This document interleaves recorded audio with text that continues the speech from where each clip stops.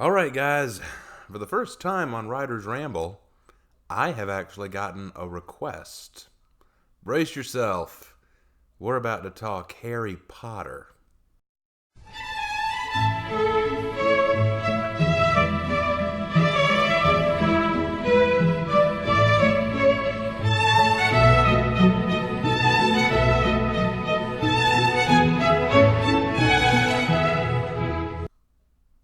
So, Harry Potter. I should preface this before I go too far. I did read all the books when I was younger, and at first I loved Harry Potter. I thought Harry Potter was one of the most fun, inventive fantasy stories I've ever read. I started off by reading, at the beginning, The Sorcerer's Stone, and The Chamber of Secrets, and then The Prisoner of Azkaban. And I stopped there for a little while, and then I picked up again on The Goblet of Fire and The Order of the Phoenix. I've read the books. Now, I don't really need to go too deep into that. But I thought that they were really cool. But as I got older, I started to see a few problems with Harry Potter. I started to go, maybe this isn't as great as I thought it was. And then I go to college, right? And we have this class that I take called adolescent literature, reading like for young adults. And Harry Potter was on the docket of books to read. We had to read the first book again.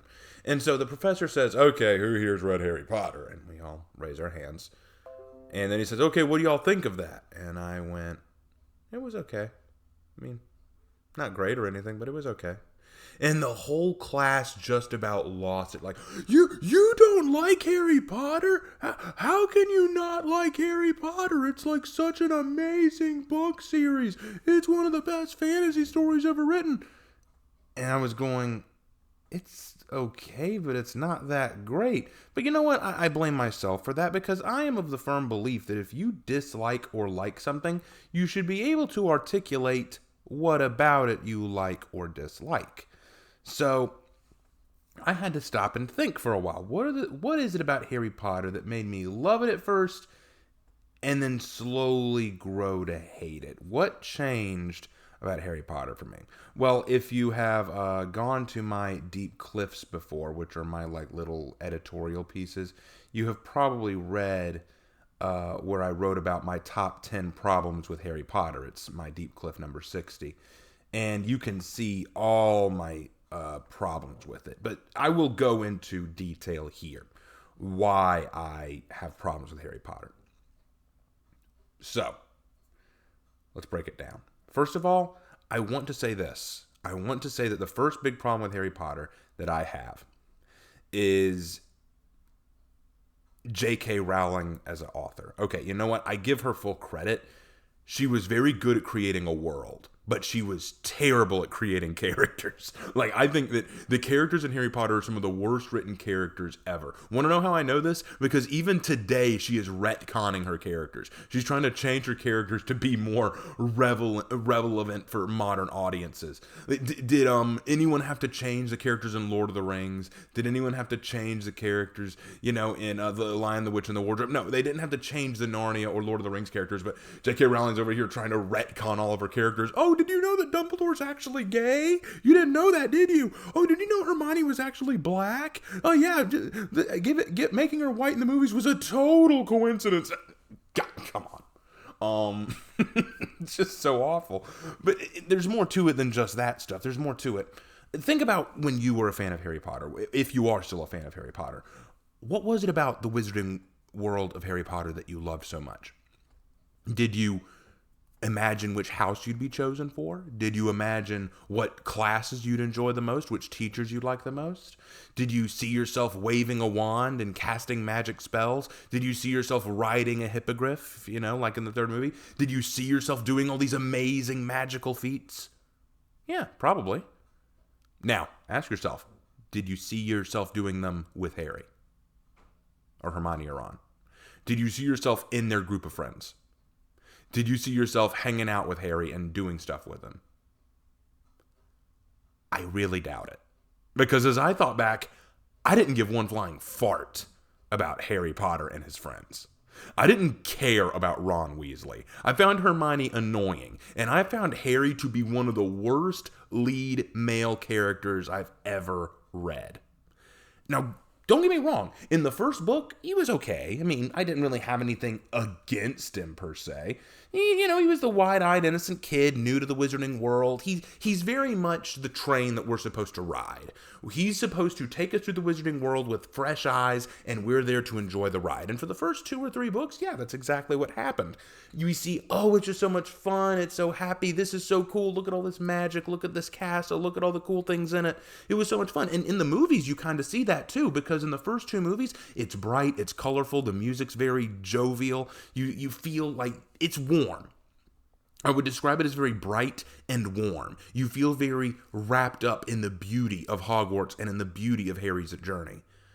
And Harry himself is a very active protagonist. Remember what I said back in the Mary Sue video?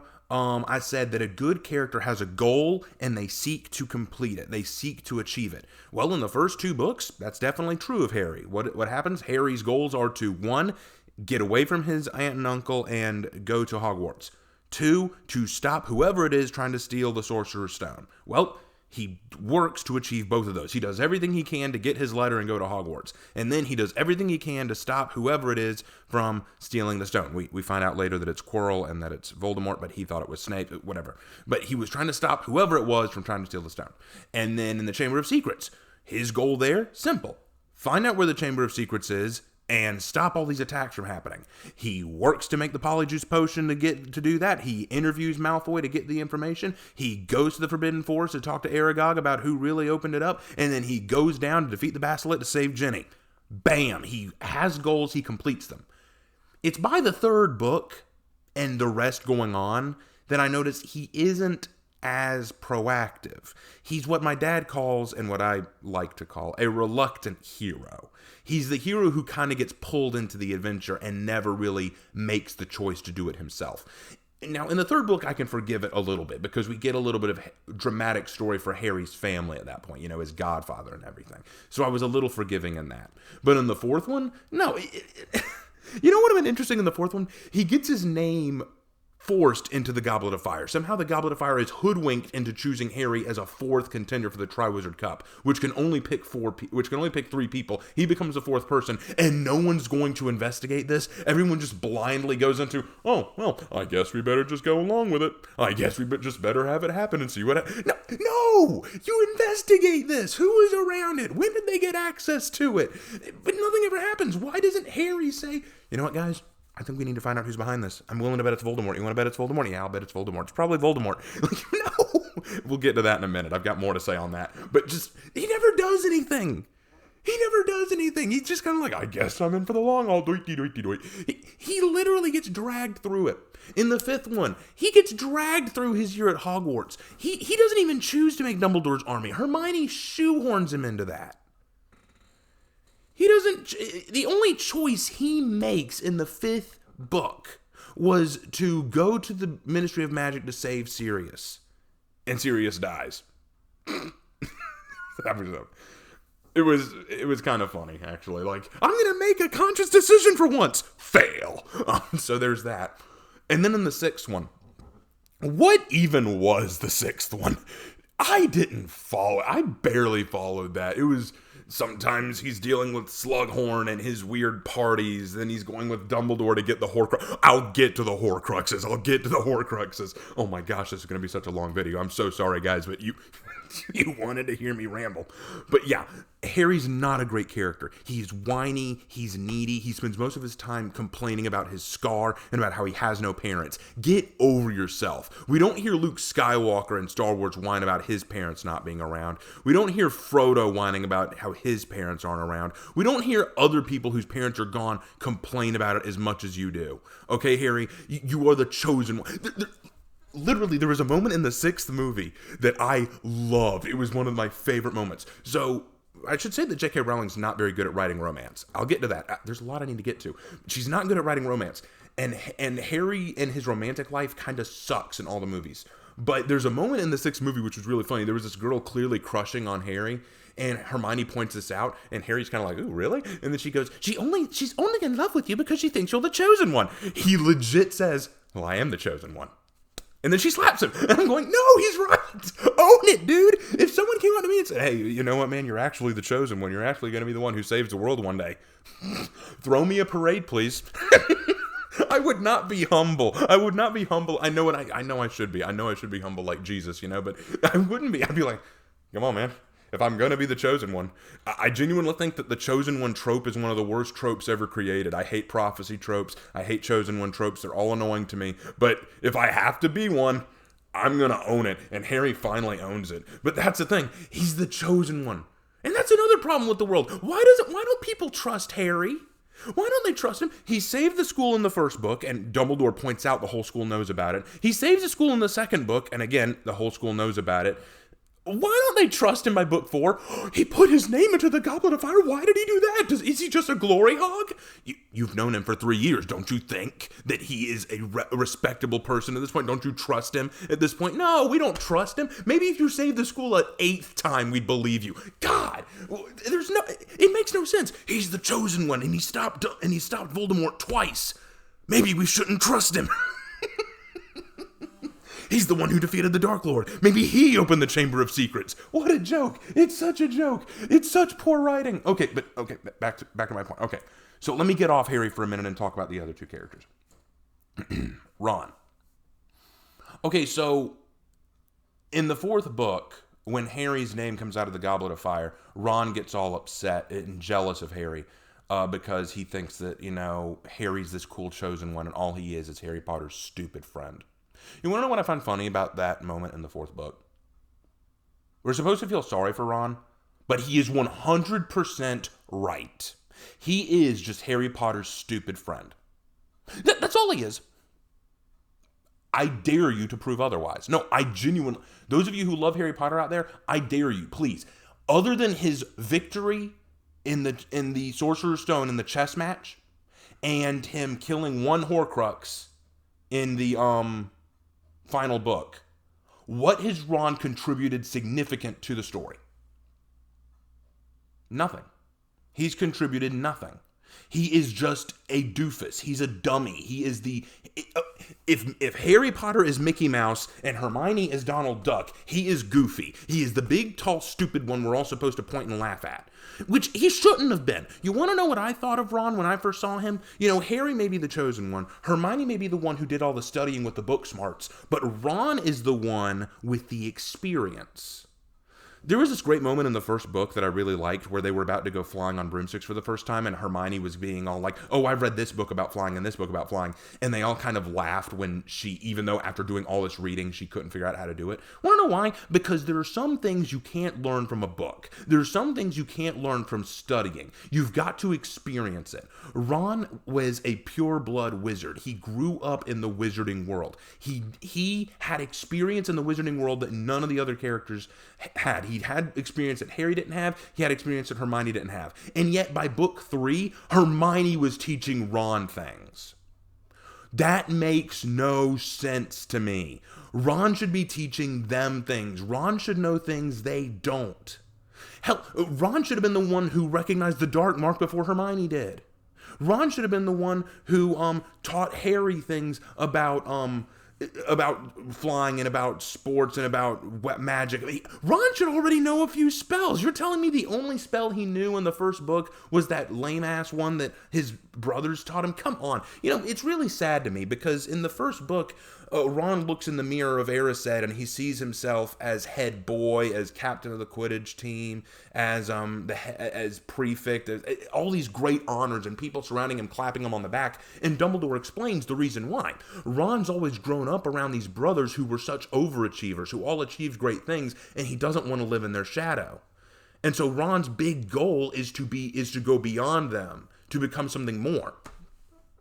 And you know what's really sad? He never does. The only thing Ron ever amounts to is being Harry Potter's stupid, lanky, dumb friend. And all he really does is bitch about how he's not as good or better than Harry. That's all he does. Which is really sad. I wanted more for Ron. I thought there was more to his character. And you want to know even more evidence for this? He's the only one of the 3 actors in the movies who isn't doing acting anymore now. He's the only one who's not acting anymore. I think the last thing I saw him in was some kind of British car show. Okay, done with Ron. Hermione. At first she was cute. I thought that I'm talking about the books, not the movies. In the books, I thought she was cute. I thought she was fun to follow. I thought that, bright kid, very cool. You got this kid who comes from a Muggle background, but proves that she can fit in with the wizards because she's smart. She can carry her own weight. Yeah, okay, fine. Completely annoying by book 4. Completely annoying by book 4.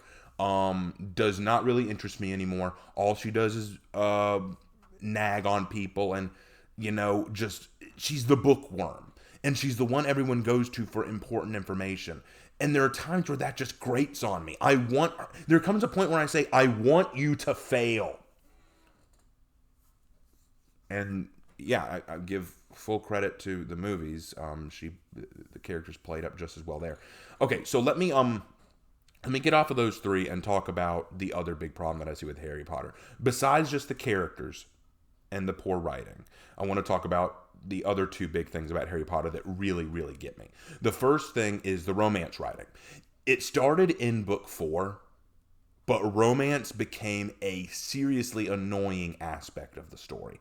And I get it. Oh, they're adolescents. Romance is awkward in adolescence. Yes, it is awkward, and it's also cringy. The way you write it is so cringy. Whenever I watch the 4th Harry Potter movie, I have to skip over the Yule Ball stuff because it's so cringe. It's such irritants. It's so badly written. It's so piss poor. You want to know how piss poor it is? Here we go. Second book, Ginny Weasley is really introduced. Ginny Weasley, the youngest Weasley sibling who is a girl, and she had a crush on Harry. Tell me, what was she doing in book 3? How about book 4? How about book 5? Nothing. I mean, she might have been dating, Seamus Finnegan? I think she might have been dating him. Maybe, sort of. It's hinted at. But then by book 6, she's magically back in the picture to get with Harry again. Really?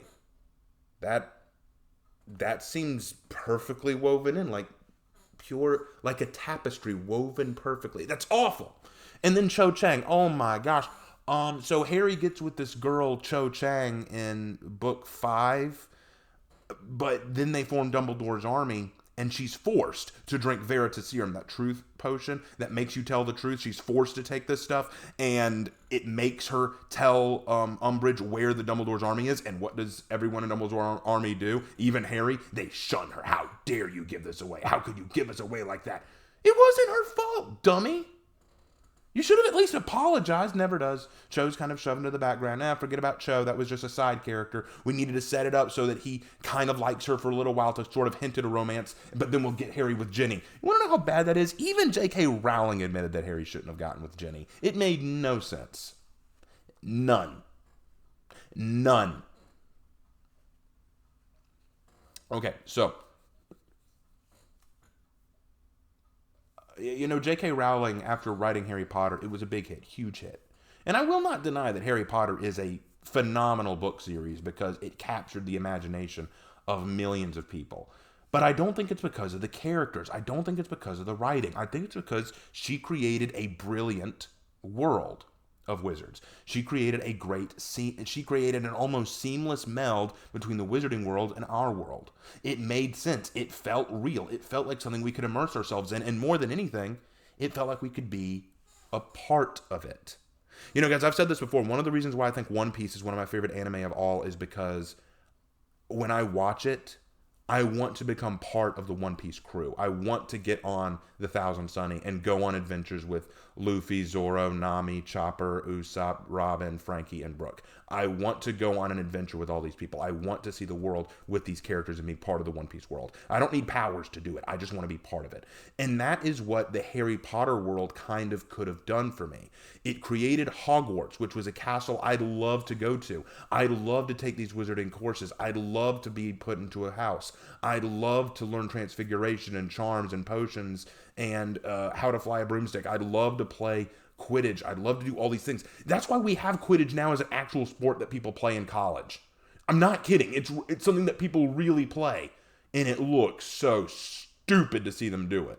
Because the brooms don't fly, obviously. So they're just running around with brooms between their legs looking unbelievably stupid.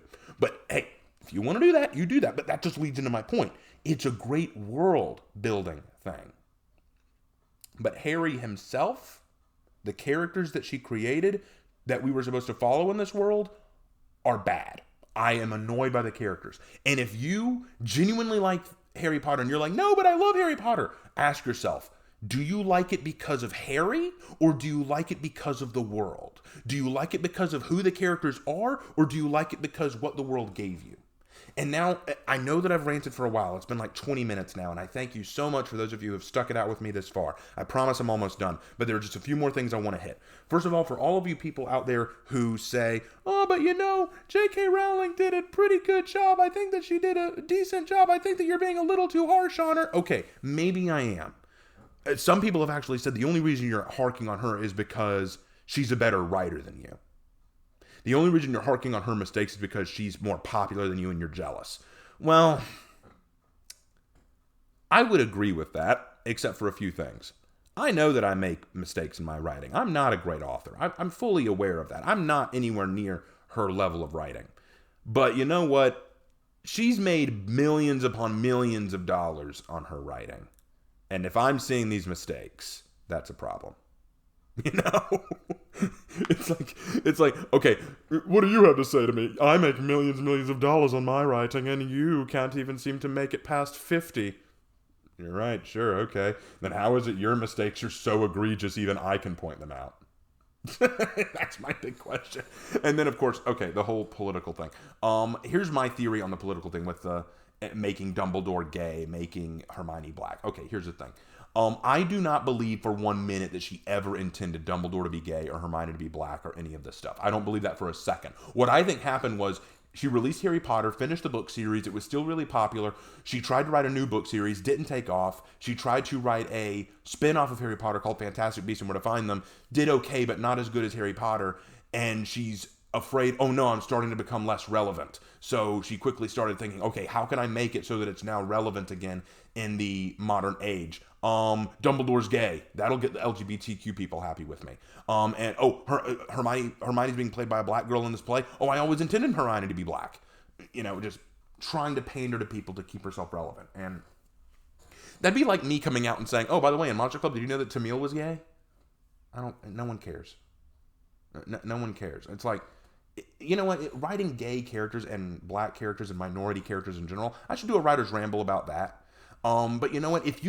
I'm going to say this and I'm going to make this gospel, okay? If the first thing I learn about a character is their minority status, you've written a bad character, okay? It's kind of like, think about it in real life. If you walked up to a person and said, oh, hi, nice to meet you. By the way, I'm gay. Really? But is that how you're going to introduce yourself? If I'm hiring you for a job, that's not the first thing I want to hear. Like, oh, hey, Mr. Smith, nice to meet you. Come on in. Yeah, very good. Before we get started, you should know I'm gay. Okay, that doesn't really matter, but okay. Are you sure it doesn't matter? Because I feel like it really matters. It really doesn't, but if you... See, that's the thing. That wouldn't happen in real life. When would I walk up to someone, hey, by the way, I'm white, male, and straight. Nice to meet you.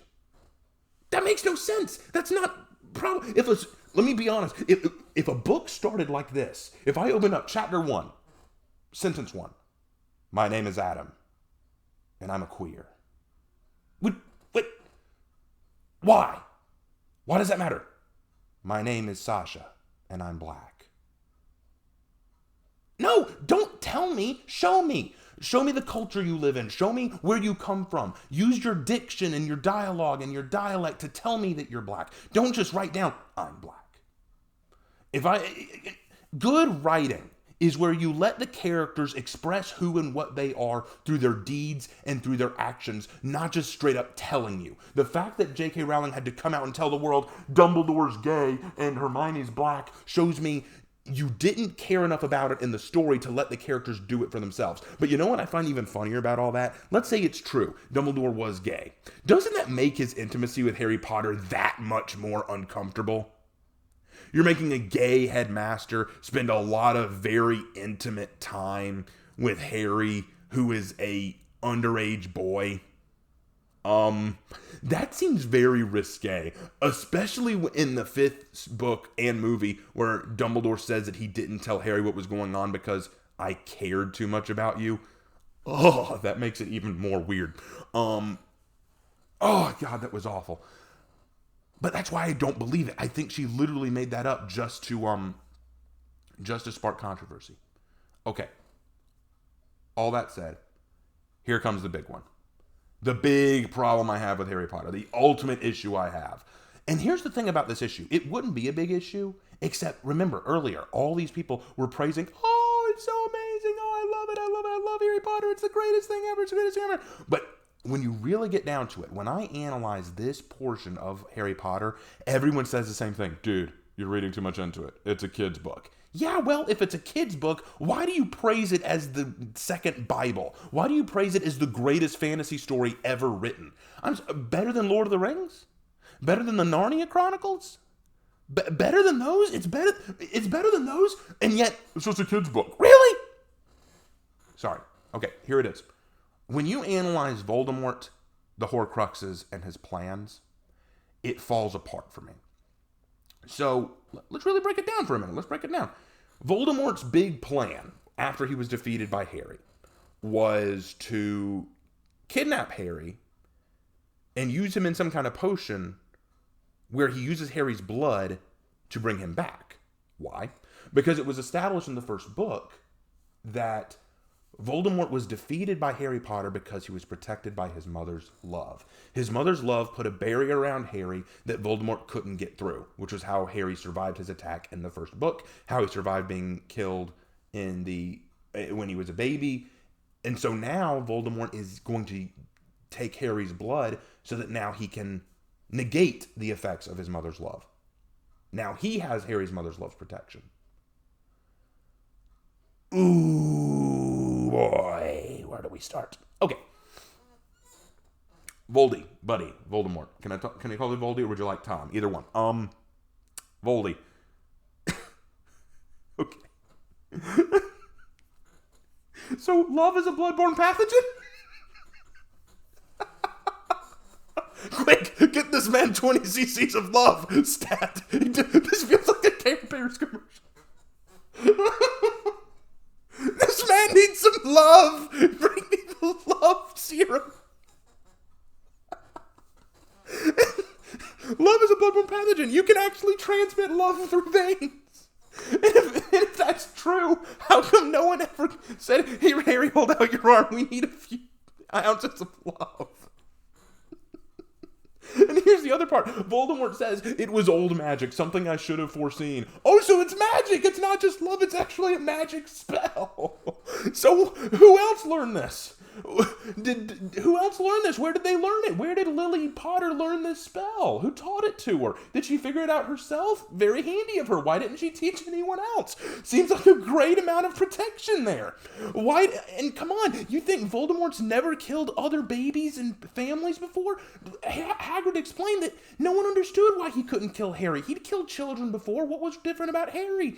It didn't make sense. How come he couldn't kill Harry? Well, because of his mother's love. So other mothers and fathers didn't love their baby boys? They didn't love their family enough? And how come, Harry's dad doesn't fit in the equation? He didn't love Harry enough to provide some of that protection? What about his mother? What about his wife? Did Harry's dad's love not protect his wife? Like, where does this work? How does this function? And I love how Voldemort says, I should have foreseen it. Really? You were taught about this too? Did you learn this in Wizarding 101? Remember, ladies and gentlemen, there is no magic quite like love. Oh, God, it sounds like My Little Pony. Just love is what did it. And for that matter, you're telling me this has never happened before. Love has never applied to anyone else. What makes Harry so special? Why does Harry get the benefit of his mother's love? And how come it only works on Voldemort? We established earlier that Dudley was able to beat the crap out of him as a child. Peter Pettigrew was able to beat the crap out of him. Other Lucius Malfoy and Draco Malfoy are able to beat the crap out of him. How come only Voldemort is affected? And only after he gets his mother's blood in him is he able to touch Harry? And it doesn't make sense. And it's at this point that everyone says, dude, it's just a kid's story. Calm down. Well, I would. Except for the fact that you all have hailed this story as such a big deal. It deserves its own theme park. It deserves books written on the amazing themes of it. It deserves social acknowledgement for its progressiveness recently. You need to hold this book up as the pedestal of fiction adolescent writing. And then when I say it's got a lot of serious problems, it's just a kid's book. See, pick what hill you want to die on. And then there are the Horcruxes, which make even less sense to me. He hid all the Horcruxes in very important artifacts. Okay, let me see if I got them all. Correct me if I got them all. Please leave a comment. Tell me if I missed any. Put it in a ring. He put it in his snake. He put one in a diadem. He put one in each of the 4 objects that belong to a former member of Hogwarts, like a diadem of Ravenclaw, a locket from Hufflepuff, his own diary was a Horcrux. I mean, he put them in all these things. And we established that the way you make a Horcrux is you commit murder. Really? That's all it takes?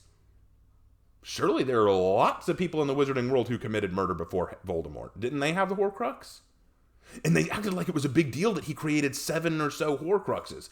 You created 7? That's monstrous! So he had to kill 7 people. He has clearly killed more than that. He probably kills more than that before his afternoon tea. I mean, he doesn't have 100 of these things?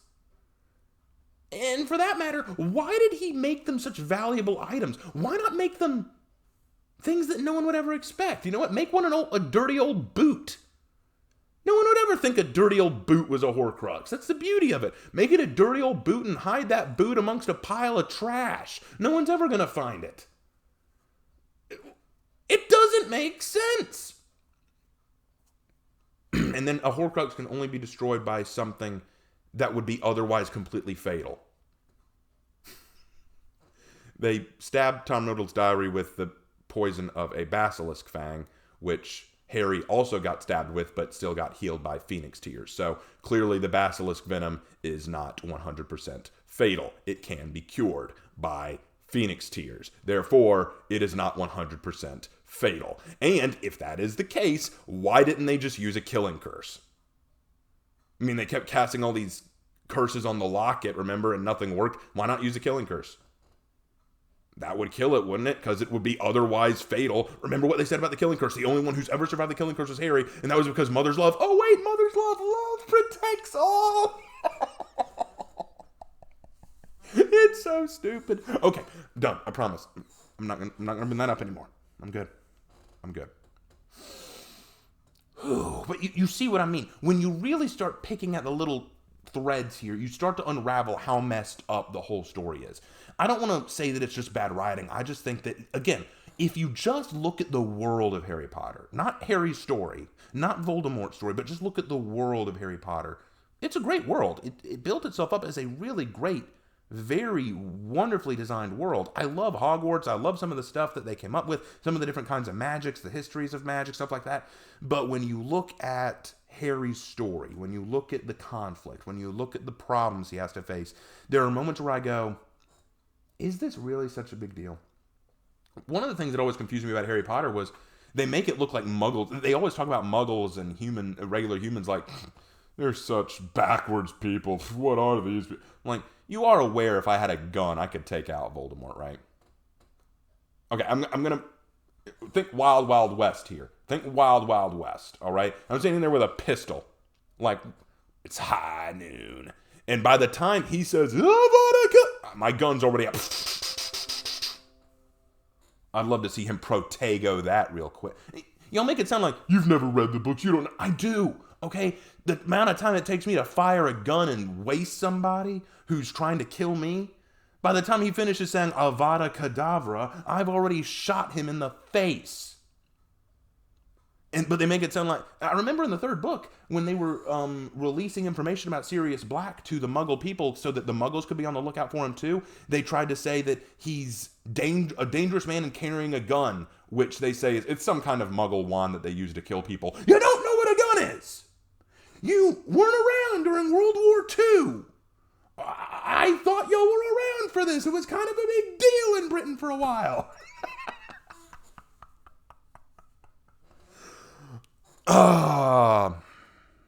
Okay, this is turning into a 35-minute long video. And there's so much more I could say. There really is. There's so many things that don't make sense. Like, my brother pointed this out. This is a cool one. You want to hear a funny fact? The Chamber of Secrets was built by Salazar Slytherin, right? Right? Okay. And he built Hogwarts 1,000 years ago. I think that was the exact time, right? 1,000 years ago? Okay. It's hidden in a sewer, in the plumbing. My brother is a historian on medieval architecture. Plumbing was not a thing 1,000 years ago. There would not be a bathroom of that style 1,000 years ago. How did that work? Maybe they traveled through time with a time turner about it. Oh, this is a thing. Hey guys, I just thought of a great idea. Oh, okay. I'm good. I promise. I'm really good. I promise. Okay. I probably need to end it there. I probably need to stop here because I'm going to get really into this. Okay. Harry Potter. Final thoughts on it. J.K. Rowling hit a gold mine when she created the wizarding world of Harry Potter. That's why people go to the wizarding world of Harry Potter at Universal Studios, because they want to see the things that they saw in the movie. The Bertie Bott's Every Flavor Beans, the chocolate frogs, the cool choreography from different cultures of wizards, the fun rides, going to see the Hogwarts building, taking pictures next to Hagrid, seeing all these really cool things that the world of Harry Potter provided that no other fantasy world provided. That's what people loved about Harry Potter. But when you analyze the story, the characters, the plot, the villain, the plans, it starts to fall apart when you really analyze it. Now, does this mean that all good stories like Lord of the Rings are without faults? Oh gosh, no. There are faults in Lord of the Rings too. There are faults in Narnia too, but none that I think are this profound. Like, okay, people point out that in Lord of the Rings, couldn't they have just taken the eagles all the way to Mordor? Yeah, they could. They could. Yeah, that's a pretty big plot hole. And one plot hole in a story could not ruin it for me, okay? But when I really look at Harry Potter and I hear all these people getting on me just for not liking it that much, saying, how could you not like Harry Potter? It's such a great story. And then I point out these things, oh my gosh, dude, chill out, it's a kid's book. Why are you expecting me to like it then? I'm not a kid anymore. Pick what side you're going to stand on. Are you going to say it's a kid's book and we should let kids enjoy it for the silly wizarding world that it is? Or are you saying that it's a book for all ages that has few flaws and everyone should love objectively? Which is it going to be? I think that it's a book series that captured a very good niche in its world building, but kind of screwed itself over in its character development and villain creation. Now, I'm sure there are a few things good about it that I overlooked and a few things bad about it that I didn't bring up. And you're free to bring them up in the comments. I'm sure that I'll get at least a few people who tell me that I'm full of crap. And you're free to think so. But at the end of the day, I wanted to get this ramble out there because it was requested of me. A friend of mine asked me to talk about Harry Potter. So here it is. We've done it. This has been a 38-minute long video. Thank you so much for sticking it through with me. I can't wait to see y'all in the next one. Take care, guys.